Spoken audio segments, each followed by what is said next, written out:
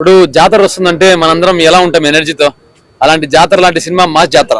So Raviteja గారు ఖచ్చితంగా ఈ సినిమాతో కంబ్యాక్ ఇవ్వబోతున్నారు. ఏదైతే ధమాకా తర్వాత చాలా వరకు రవితేజ గారే చెప్పారు ప్రిలీజ్ ఈవెంట్ లో, మిమ్మల్ని చాలా డిసప్పాయింట్ చేశాను చెప్పేసి. సో ఆ డిసప్పాయింట్మెంట్ ఎందుకంటే రవితేజ గారిని ఆ కోణంలో చూడలేకపోయినాం. చాలా సినిమాల్లో మధ్య వచ్చిన సినిమాల్లో చాలా లాడ్లు ఇచ్చాడు చెప్పాలంటే, వాస్తవం చెప్పాలంటే. సో మాస్ జాతర అనేది ఒక జాతర లాంటిది. అలాంటి జాతర చాలా మాస్ గా ఉండబోతుంది. కాబట్టి రవితేజ గారు ఏదైతే ఈ సినిమా తీశారో ఖచ్చితంగా చెప్తున్నా, ఫ్యాన్స్ కి పండగ ఇవ్వబోతున్నాడు ఈసారి. ఖచ్చితంగా జాతర లాంటి ఒక మంచి జాతర ఇవ్వబోతున్నాడు. ఎప్పుడైతే ఆయన ప్రీ రిలీజ్ ఒక మాట అన్నారు, మిమ్మల్ని అందరినీ నేను డిసప్పాయింట్ చేశా, ధమాకా తర్వాత ఆ రేంజ్ లో మీకు నేను సక్సెస్ ఇవ్వలేకపోయినా.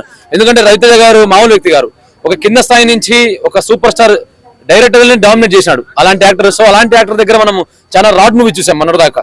ఆ మిస్టర్ బచ్చన్ అయితేనేమి, అటుపోతే రావణాసురు అని చెప్పేసి కొన్ని సినిమాలు తీసుకొచ్చారు. సో జనాలకు అవి ఎక్కలేకపోవడం కాదు, ముందు ఆ సినిమాలే సరిగ్గా లేవు.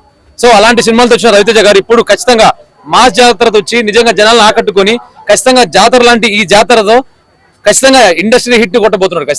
ఖచ్చితంగా ఆయన ఏదైతే రికార్డులు బ్రేక్ చేయలేదో ఈ మాస్ జాతర సినిమాతో ఖచ్చితంగా రికార్డులు బ్రేక్ చేయబోతున్నారు.